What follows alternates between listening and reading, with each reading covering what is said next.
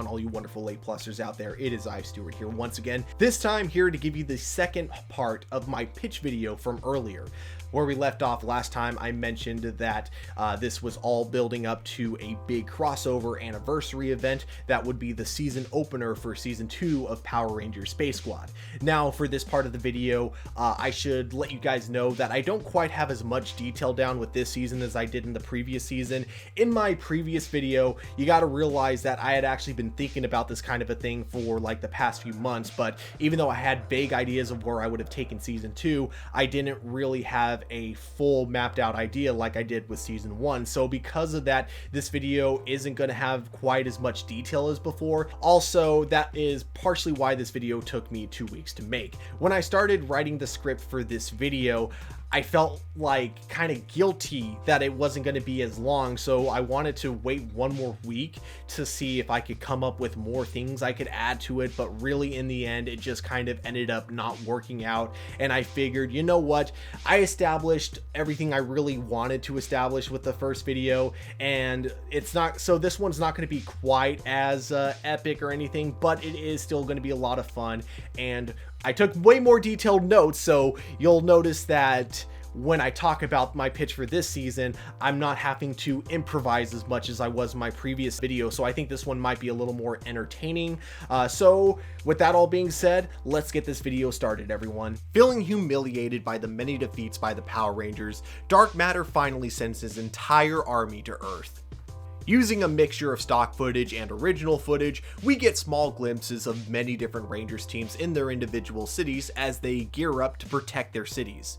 The Space Squad Rangers of course gear up as they're getting ready to protect New Tech City when they are suddenly boarded by a Nasada spaceship. A woman with a voice that Commander Ryu recognizes speaks over the intercoms as she requests permission to board. Ryu agrees to let her board, and it's here we find out that the person on the Nasada ship is actually Grace Sterling. Grace reveals her backstory to the Rangers as they find out that she was the original Mighty Morphin Red Ranger during the Cold War. She warns the Rangers that Dark Matter has sent 3 of his generals to 3 different timelines in order to destroy the people who are significant to Hexagon. She then explains that Hexagon was an organization that was founded by Tommy with the goal of discovering and connecting Power Rangers from all cities, timelines, and dimensions with the sole purpose of collaborating when facing threats too big for one team to handle. While Hexagon was founded by Tommy, the funding comes from SPD, Nasada, Lightspeed, Grid Battle Force, Time Force, and the Silver Guardians. The general that was sent to the Cold War era was already defeated by Grace and the rest of her team. They find out that the other general is just in the present attacking Grid Battle Force, which gives them the assumption that this general is there to destroy Grid Battle Force and SPD in the present. The Rangers are then forced to investigate where the third general might have gone to. They come to the conclusion that he must have been sent to the Time for Lightspeed episode in the year 2000, since destroying both Time Force and SPD would mean the end of Time Force, the Silver Guardians, and Lightspeed, essentially destroying 3 birds with 1 stone. The rest of the episode would be a clip show, as half the Rangers travel back in time to destroy the monster that's attacking that time period for Time to Lightspeed, and then the other half of the Rangers would stay in the present as they tried to protect Grid Battle Force and SPD. In the past, we'd see a lot of clips from that episode of Time for Lightspeed. This would be done mostly to establish 2 of the characters that will be playing a big part in the next 2 parts of the episode, but also as a way to give kids a way of looking into other seasons. The Rangers eventually do defeat the monster in the past, and they believe that their actions went unnoticed. But as the episode ends, Dark Matter's foot soldiers attack the city in the largest armada yet.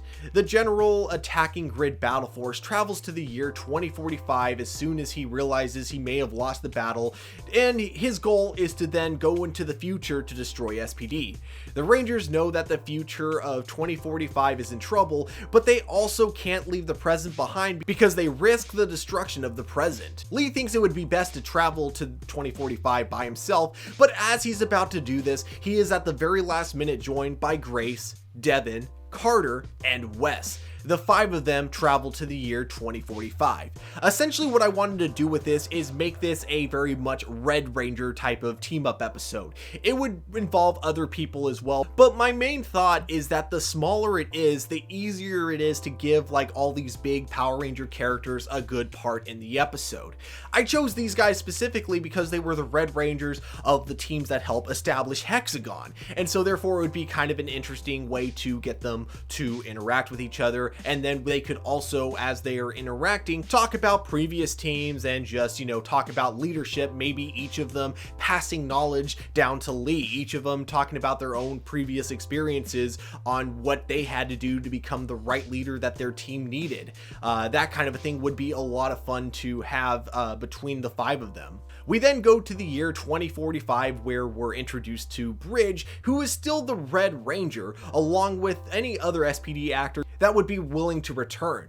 It's explained that Sky is still the commander, and this I'm kind of taken out of the comic book idea that they were going to be going with originally, but then unfortunately this comic book line got canceled.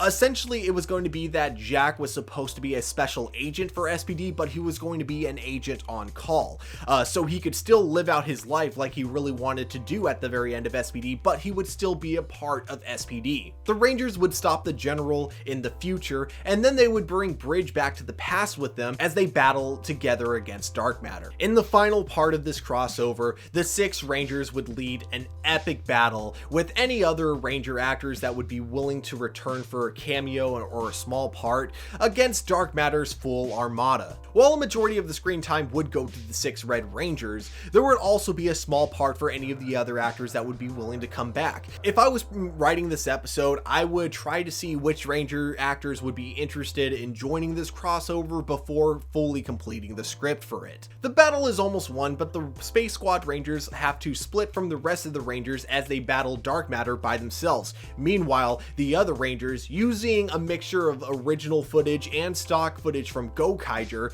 each assemble their Megazords as they work together to finish off one of the most giant monsters we've ever seen in Power Rangers. Anyone who's seen the Kyuranger movie knows what I'm talking about. They also have to fight off a lot of enemies who are resurrected by Dark Matter. Eventually, the Rangers defeat Dark Matter's army, and Dark Matter retreats due to being outnumbered. The Rangers agree that if Dark Matter returns, they will be ready. After the Rangers celebrate, we get one last scene which shows Dark Matter assembling his 3 children. One of Dark Matter's children turns out to be a brilliant inventor, as he creates a device that weakens the Rangers' connection with the morphing grid. This means that they can still morph into Rangers, but in very limited quantity. This would be kind of my excuse of why we wouldn't constantly be seeing cameos and different people like helping out throughout the rest of the season, because obviously, as fun as it is to bring in older Rangers, it's not their show. It's the Power Rangers Space Squad show, and that's who it should be about. There would also be a side plot that would revolve around Brock getting a device that allows his mind to expand, and therefore he's finally able to express emotions for the first time. The issue is that this device is something that he becomes hooked on. And yes, for those of you who are wondering, this is going exactly where you think it's going. Essentially, this device would be a drug use metaphor. It would be something that Brock would use a lot, but unfortunately he would become hooked on it and rely too much on it, so when he wasn't using it, it would suddenly, you know, agitate him. Turns out there is a way to make the effects permanent, and without even thinking, Brock immediately agrees to it, but unfortunately, that's when we get the reveal that the person who invented the device was actually one of Dark Matter's children, and therefore the device doesn't just give him emotions, it also turns him evil. One of the bigger issues also with Brock constantly being evil is that he's constantly using up a lot of power from the morphing grid. This means only a few Rangers can morph at this point, like literally only 3 Rangers can like morph at a time. This gives the Rangers the idea that if they can't morph in the present, maybe the easiest way to take Dark Matter down would be to use his own tactic against him. Essentially, travel back in time, try try to destroy him in the past where they can all morph together again. But of course, with Brock and the rest of Dark Matter's troops still attacking Earth, they do think that in case their plan fails, they should leave half of the Rangers in the present, and while in the past, they do battle against Dark Matter with the past version of Ares. They don't defeat Dark Matter, however, the past version of Ares crafts Lee a device that not only reestablishes the Rangers' connections to the grid, but it also gives Lee a major upgrade. However, only the Space Squad Rangers have their connection to the grid restored. In the present, the Rangers finally destroyed the device that's been corrupting Brock, and he is finally brought back to normal. And eventually, he accepts himself for who he is, realizing he doesn't need enhancements to give him emotions. The final battle would take place on the Galactic Resistance home base, which would be revealed to be Miranoid or Terraventure. Ha! You guys thought I was done with all the Force continuity references. Ha ha ha ha! The battle on Miranoid is heard about throughout the entire galaxy, which encourages the worlds all under Dark Matter's control to finally fight back, including Ares in the present, whom, if you guys don't remember, was a coward that just retreated the last time we saw him. The lack of influence throughout the galaxy weakens Dark Matter, which, if you guys remember from the lore that I built up around Dark Matter and Bright Matter, when Dark Matter gets weaker, Bright Matter gets stronger. Bright Matter uses this newfound strength to finally trap Dark Matter once again. As Dark Matter finally gets defeated, the connection to the grid is restored and every Ranger is able to morph into their, regular Ranger suits once again.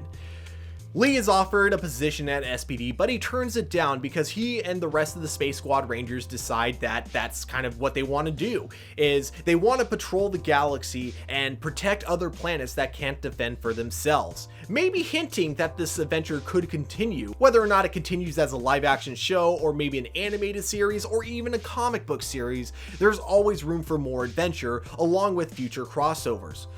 Also, with the SPD crossover, one thing I didn't really establish with it taking place in the year 2045 is that it does open the door of possibilities for a spin-off involving that as well, like whether or not you do it within a comic books like it was originally planned, or honestly, at this point, with all the changes that Hasbro is making to the Power Rangers franchise, why not make an actual SPD spin-off TV series that doesn't have to rely on Power Rangers stock footage? In fact, a lot of people who grew up watching SPD are probably adults now, so you could definitely aim that show for an older audience. Personally, I think that would be such an amazing series, SPD 2045. But guys, definitely let me know what you guys think about this pitch. Do you like it? Do you hate it? I definitely want to know. Definitely hit that like button, subscribe to our channel. But guys, above all, remember to keep it A+.